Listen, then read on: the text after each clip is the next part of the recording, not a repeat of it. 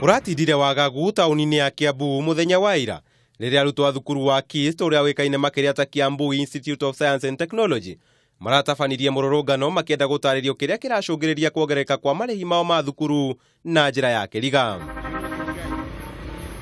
Kuringana na munini wa mutongoria wa arutwo thukuru-ini ucio Benson Maina naugite marihi macio ni makoretwo makiongereka na gikiro kinene o ati arutwo aingi ni marakorwo magitiganiria mathomo thukuru-ini ucio amu matingihota kuriha marihi macio na kauga arutwo matigukorwo magicokereria mathomo nginyanagia maheo itumi iria iracungiriria marihi macio kwambatira. Are we employing our own teachers or the teachers are employed by the Teacher Service Commission? The teachers are employed by the Teacher Service Commission. So we are wondering, where is this fees? Why is this so high fees? Why are we being told that these classes, we do rent the classes? Because who owns the KIST land? Where do we pay rent? The hostels are not ours. We pay rent for our classes.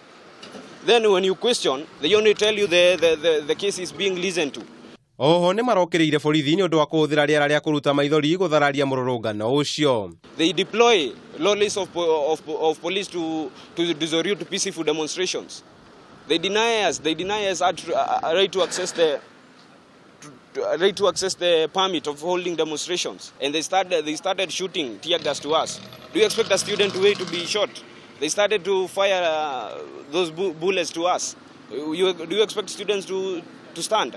Kumana na githagathago giki thukuru ucio riu ni uhingitwo kwa ihinda ritoikaine. Handu-ini ha Kameme TV, Njita Kamau wa Mwangi.